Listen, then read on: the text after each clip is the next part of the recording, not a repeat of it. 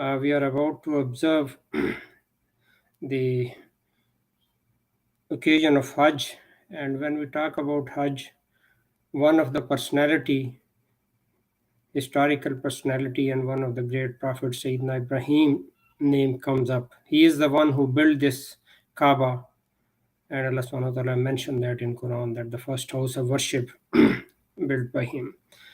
And life of Ibrahim alayhi salam is there are a lot of lessons from very early on.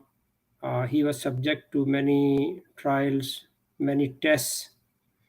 He was kicked out of his home, thrown into fire, and then even at one stage when he had to leave his young child and his wife in a barren land, Wadi will Quran call Wadin Gair Zizarin, that there was a totally barren land, and abandon them over there, leave them over there.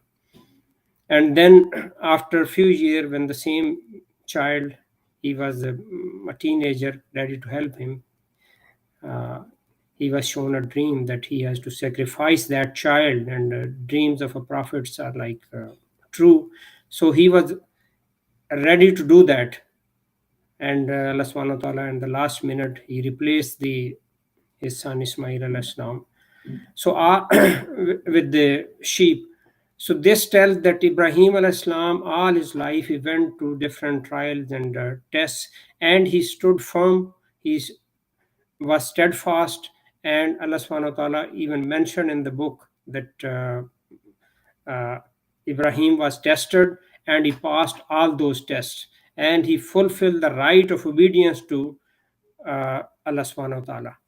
So these are the things, when you have a lot of sacrifices all your life and do one action of sacrifice and goodness, and another and other, and all your life is full of that.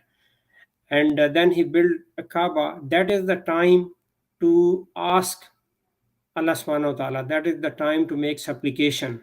And look at the supplications of Ibrahim alayhi salam. There's a great message in those supplication as well. That Vaiskala Ibrahim or Rabbi Jal Hazal Balad Amina.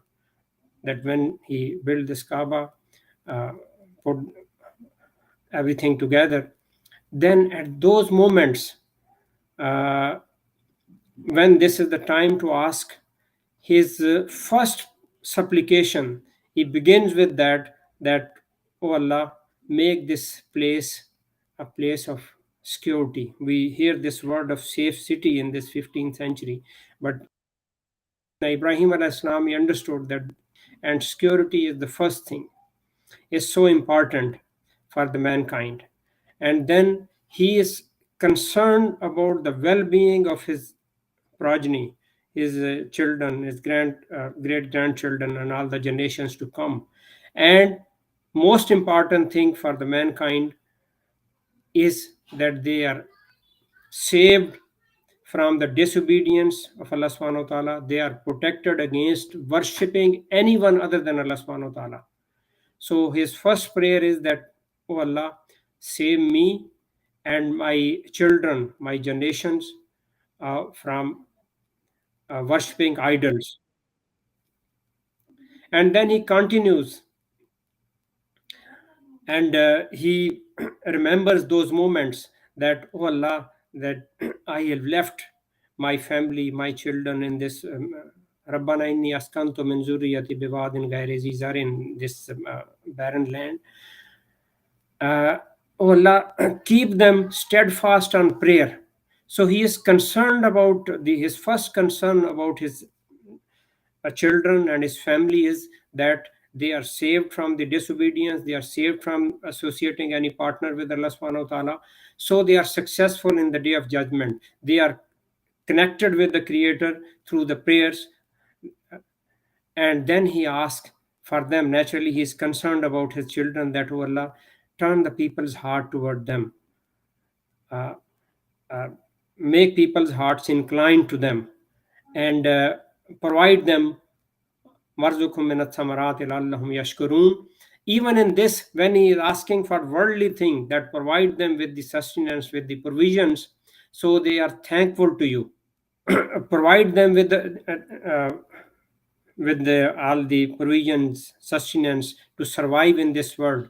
Our road to hereafter, a dunya mazaratul akhirah, that this is the dunya where we have to live, survive, thrive, and benefit from everything around us because it is created for us.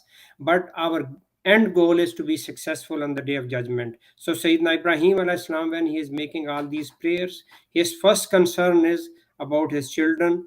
And when it is time to ask, he asked Allah subhanahu wa ta'ala that his children are protected from associating any partner with him. They are steadfast in their prayer and in worship of Allah subhanahu wa ta'ala. And then he asked all the provisions and worldly needs in this life. He asked Allah subhanahu wa ta'ala that the people's heart are inclined to them, they to his children. And he conclude with this, that oh Allah, provide them so they be thankful to you. So even when he is asking for the worldly needs, the attitude, the he understand that the believer's attitude when they get the blessings and bounties, uh, the believers, they are thankful to Allah subhanahu wa ta'ala.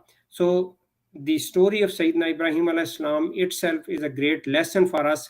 And at the end, his supplications really, Sayyidina Ibrahim alayhi salam, there's a great message into these supplications, that how should we spend this life. Our supplications are an indication of what we are thinking, what's our mindset.